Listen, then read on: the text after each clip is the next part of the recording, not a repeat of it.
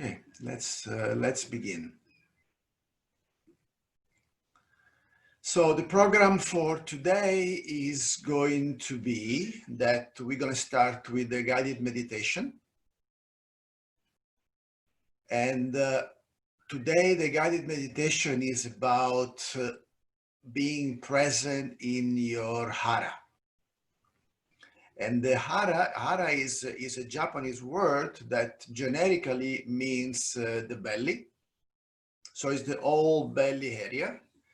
But in particular, the hara point, called also tanden, is about 3 fingers below your belly button, inside body. In the last year, when Osho was still in his body, so 89 and beginning of 90, every evening at the end of the meeting, the White Robe Brotherhood, he would do a guide, a meditation on the hara. Because the hara is considered between these 3 basic centers, head, heart, and belly, is considered the seat of being. So the movement that energetically we tend or we want to do in meditation is to drop from the head into the heart, from the heart into the belly. Is also considered the point where life and death meet, as well as the most fundamental storage area of energy in our organism. So it's a most fundamental point to bring our awareness. And at the same time, it is also our physical point of balance. So it's a point in the body that we want to start bringing as much attention as possible in day-to-day life. So we're going to start with the meditation, with the guided meditation on the hara. And then I will talk about the topic of the day. And then we're going to have more time than usual, because we're not going to do inquiry this time. So we're going to have more time than usual for questions and answers. So let's start with the meditation. So close your eyes. Sit in a comfortable and alert position where there is no effort. So you don't need to have a particular position. You don't need to breathe in a particular way. You actually don't need to do anything.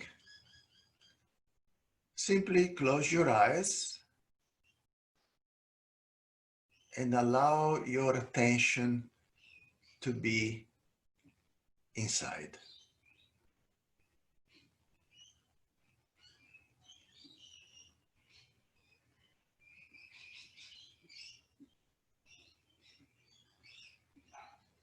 And you can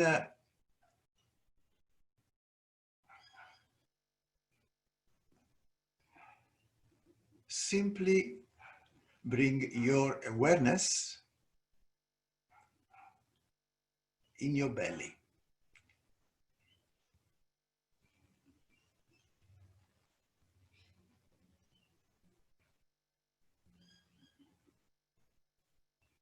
So allow your attention to drop down into the belly. And one thing that you can do to support yourself is also that you can put your hands, or one hand or both hands, on your belly so that you can feel your belly, and in particular your Hara point, tanden. 2, 3 fingers below your belly button at the center of your body. And if your attention starts wandering, that's okay. You simply bring it back to sensing your belly.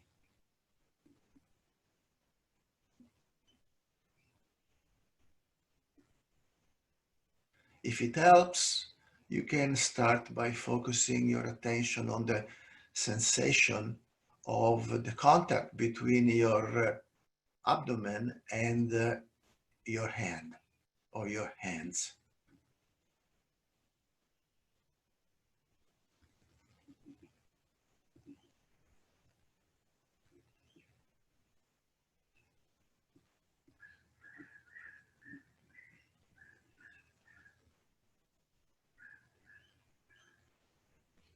So feeling your body, feeling your belly without making any effort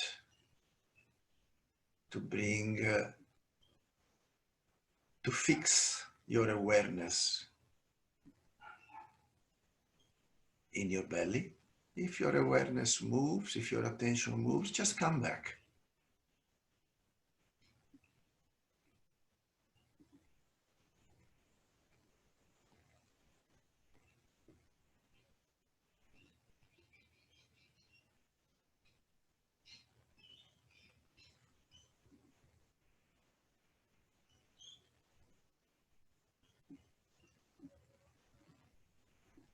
So your attention might move, and that's okay.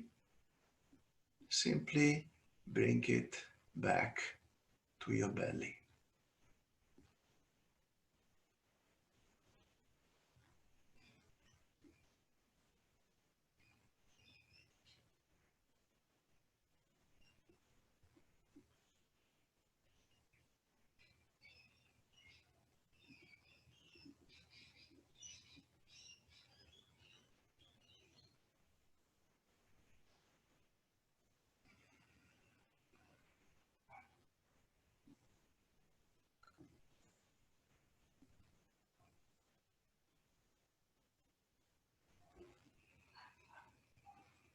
Just gently breathing.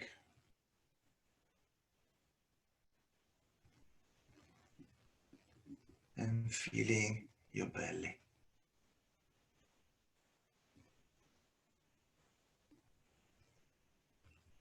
And the hara point, 3 fingers below the navel, inside the body.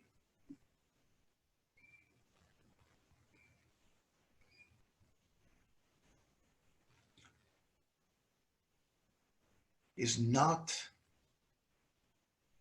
a precise point. It's more like an area, an atmosphere, a feeling.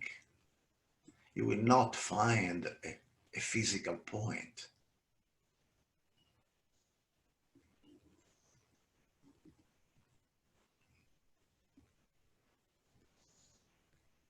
But you might find that when you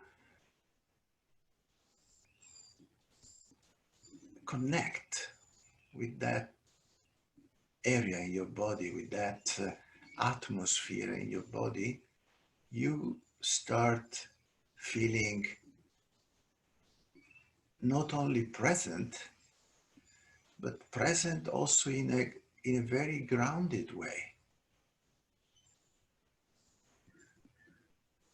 You feel centered. You might feel at ease. You might even recognize that actually this point in your belly, this area, is quite familiar to you.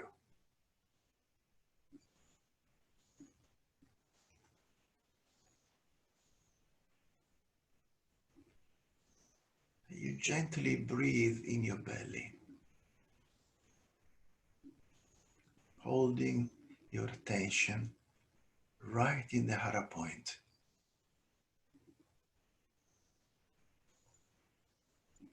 letting go, allowing all the rest to be in the periphery of your awareness.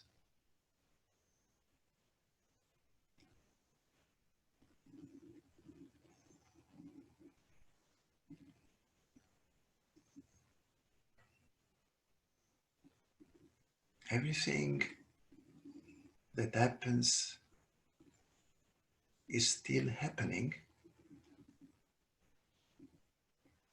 and you are in your center.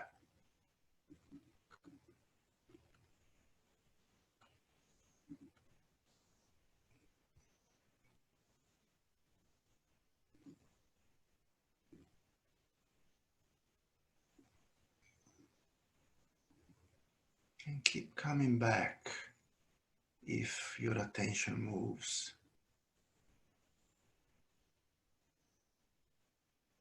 Keep sensing, feeling this area within you in the lower part of your belly.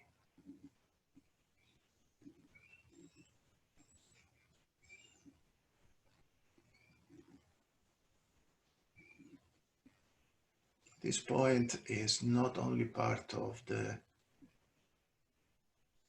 Zen tradition, but is also part of the Sufi tradition and also of many others.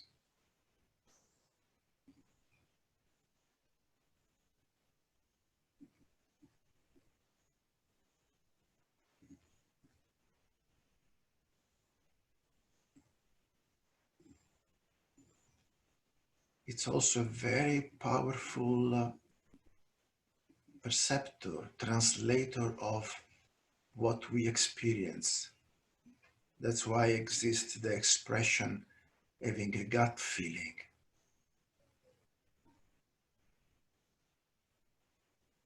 We sense the real, not through our head, not through our heart, but directly through our belly.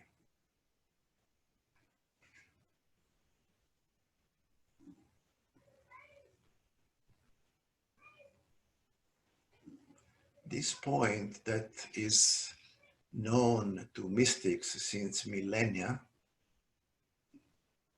is now also recognized by modern medicine that call it the second brain.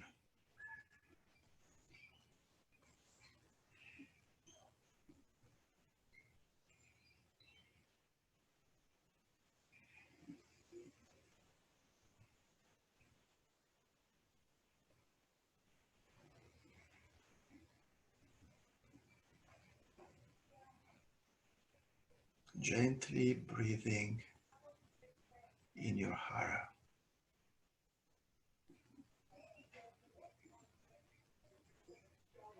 Collecting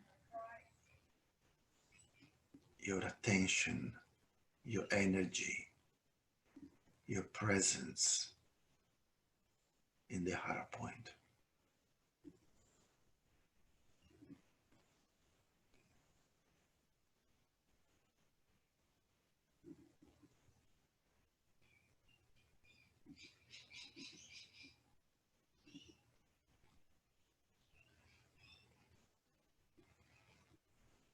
And now letting go of the breath, breathing out, and sensing your legs and your arms, allowing your eyes to open.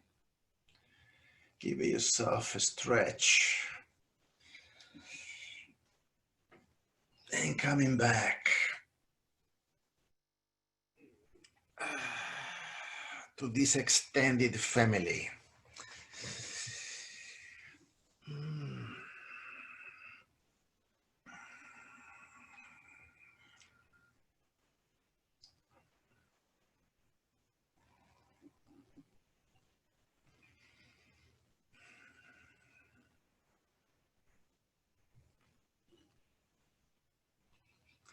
So the topic of today, it's an adventurous one. It's from seeking to finding. The fundamental difference between acceptance and realization.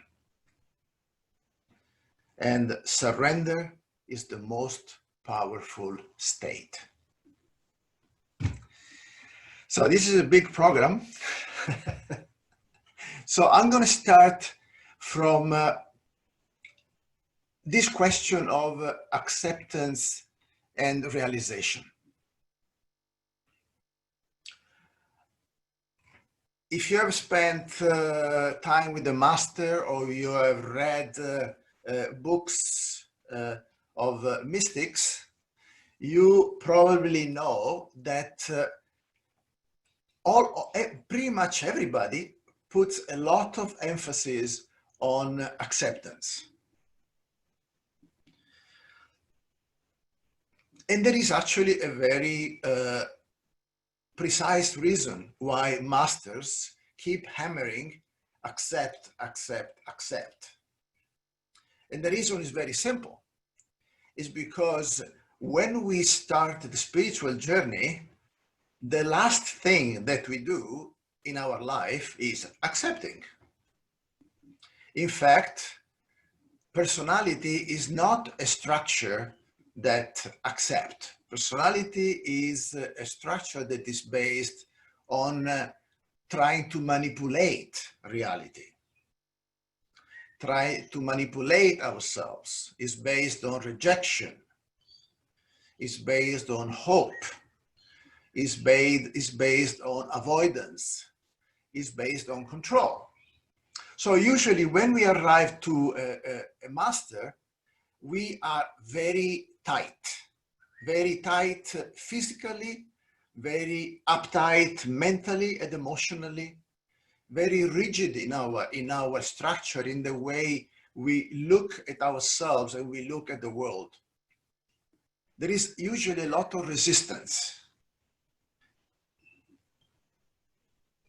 So what the master do is just address this fundamental state where every personality is in the beginning of the journey, and sometimes for a long time also during the journey. How can I support, the master thinks, a disciple or a student to actually move a little bit away from the usual state of contraction, tension, and rejection? So then he puts there the seed of, well, maybe you can accept a little bit. So it gives a kind of carrot to the student and says, well, if you start accepting a little bit, experiment and see what happens. And especially when you put together acceptance with catharsis, so with giving yourself permission to express, this skill becomes very powerful, because we recognize that we can, for example, accept our anger in certain moments and even express it. We can accept our fear and be present with it. We can accept our jealousy. We can accept our greed. We can accept all the things that usually or we consider wrong, or the people around us consider wrong. So then the things that we tend to avoid or even to hide. So acceptance is a good skill to have, to really recognize basically when we don't accept. So basically when we reject. Now, another thing that happens through acceptance is that acceptance starts becoming like an inclusive skill. So instead of pushing away things, we start allowing things to happen to us, to come to us, to be with us. So acceptance is a very fundamental capacity that relates to integrating ourselves and integrating the world we live in. Sometimes it's very easy, sometimes it's very difficult, sometimes it's nearly impossible. And also there are a lot of concepts around acceptance.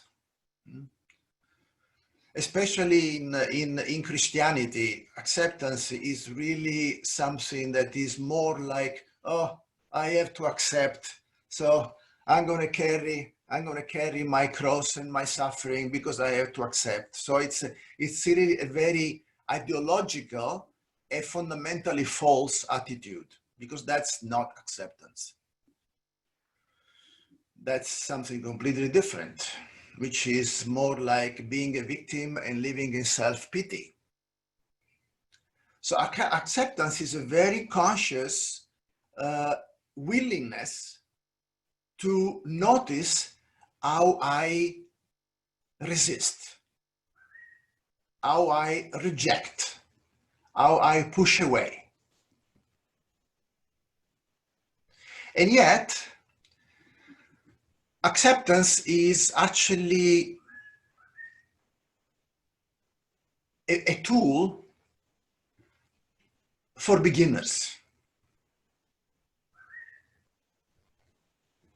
So before we continue, I want to do a little exercise with you.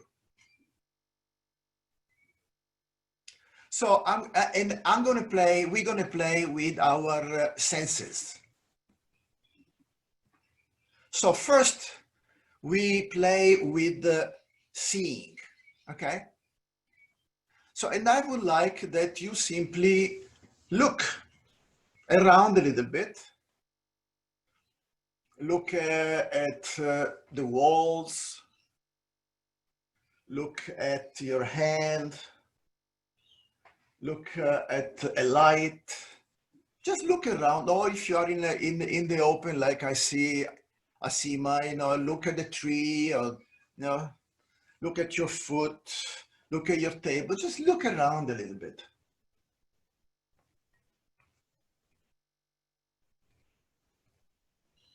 Just look.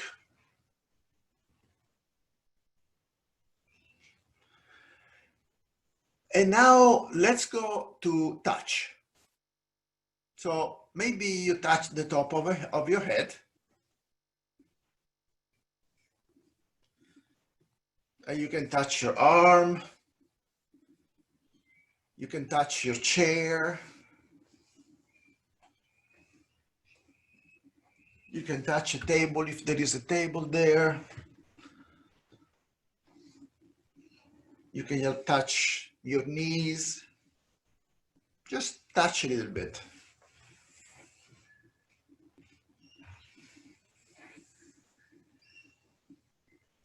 And as much as possible, do that without attaching any evaluation, any judgment, any comment. Simply touch.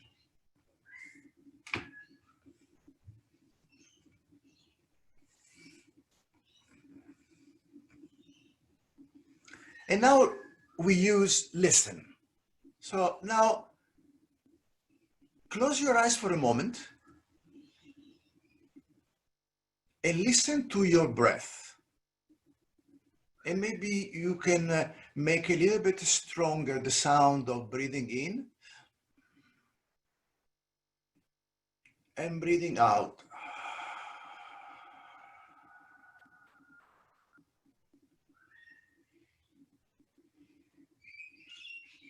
And maybe you can hear, like outside of my window, there are birds. So maybe there are other sounds in where you are. So look also and listen also sounds that are not only internal, but also outside of you. And listen without commentary, without evaluation, without, oh, this is great, or oh, this reminds me, oh, that's a bad sound. Just simply listen.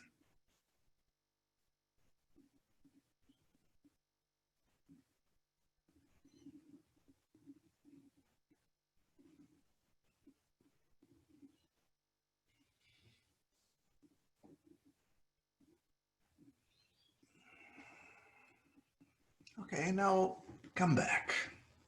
Open your eyes.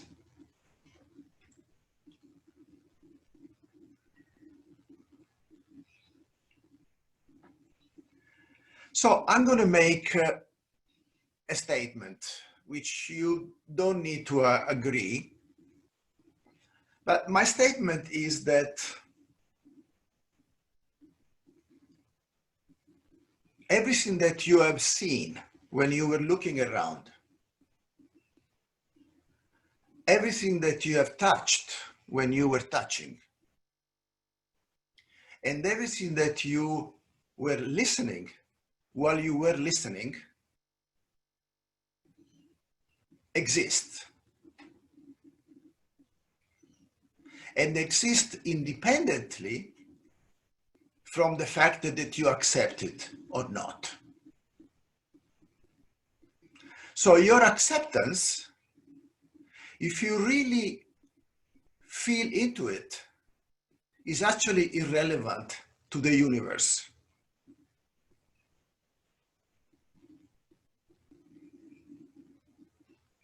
Your wall will not change if you say, oh, I'm going to accept you. Your table or your breath or the rhythm of your heart doesn't care if you accept it or not. So acceptance is definitely a very important job in the beginning of the journey. But at some point, you need to go beyond it. You need to go to a completely different place, which has to do with realization, which means simply that you realize everything that is exactly as it is, beyond acceptance or rejection. This is what Buddha calls suchness. Suchness means that everything, absolutely everything in the universe exists as it is.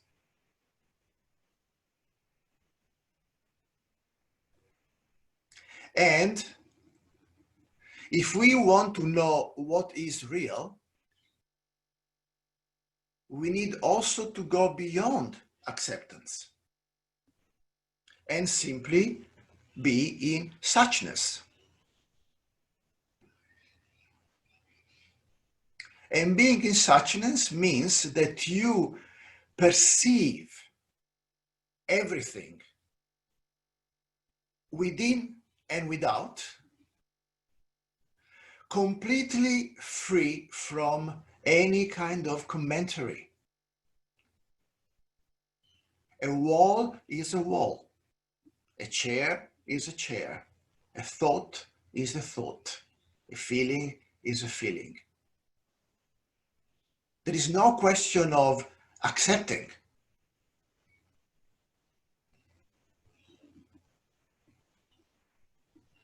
Now, this might hurt somebody's ego, because the ego loves to think that it has the power to accept.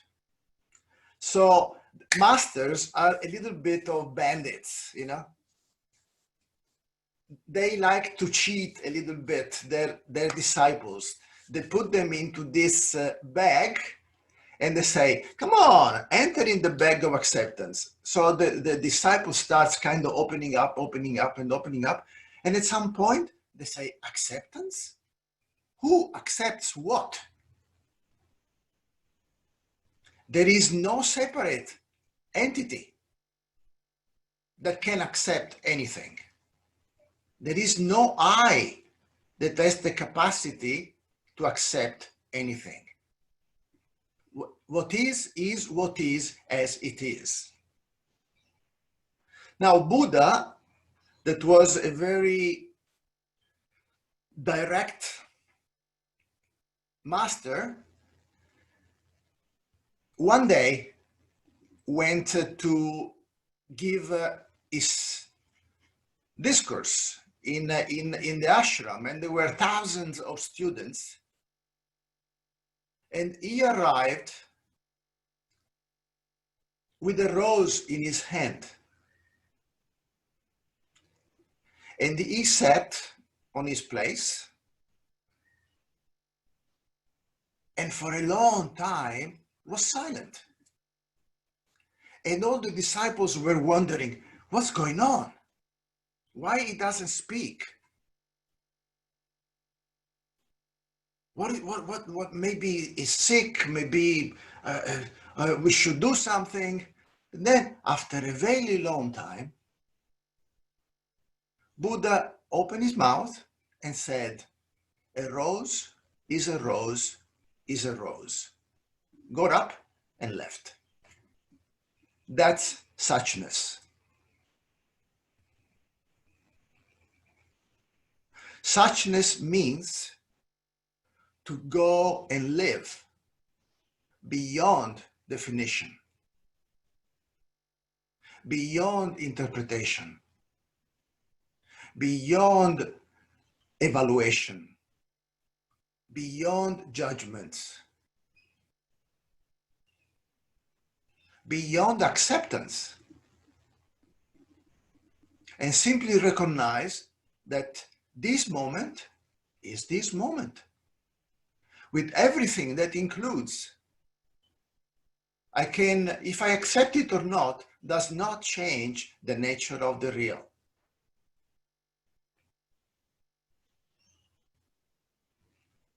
And notice that I use the word the real, not reality, because the real is what exists. And what we call reality is our interpretation. So we don't live in the real. We live in an interpretation. So when you touch your knee, all those sensations and feelings exist before names, before evaluations, before interpretation. The knee is not good or bad. The temperature is not warm or cold. The density is not dense or light.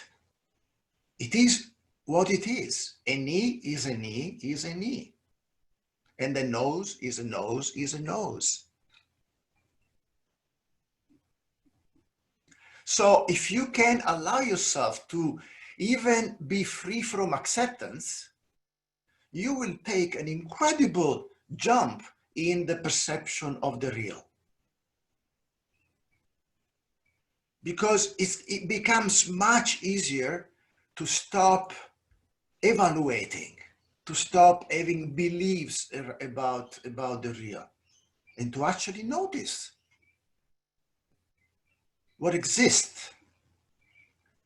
And when you start noticing what exists as it exists, that's when you start being free. Free also from acceptance.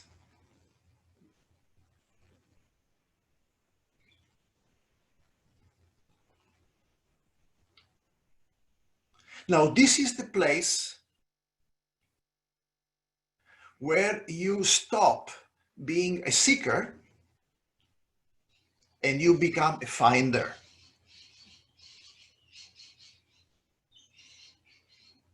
Because to be a seeker means to have a project, means to go somewhere, means to have a goal. But when you live in suchness, all this stuff disappears, and you simply find. And you find the movement of your hands, and you find something in the back of your head, and you find the breath, and you find the bird singing. And because you find without anything attached to it, everything is completely new. It's completely fresh. It's completely unpredictable. You simply notice that every single moment, it's just a gift of absolute abundance.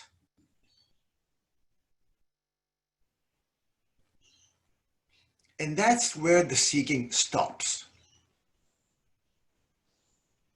And the finding begins. And with the finding begins also relaxation. Because seeking is also attention. Acceptance is also attention. I have to do something. I have to be something.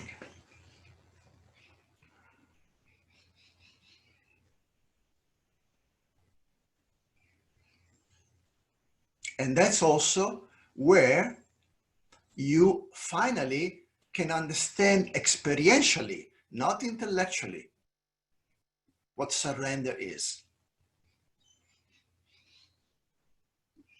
Because living in suchness means surrender control.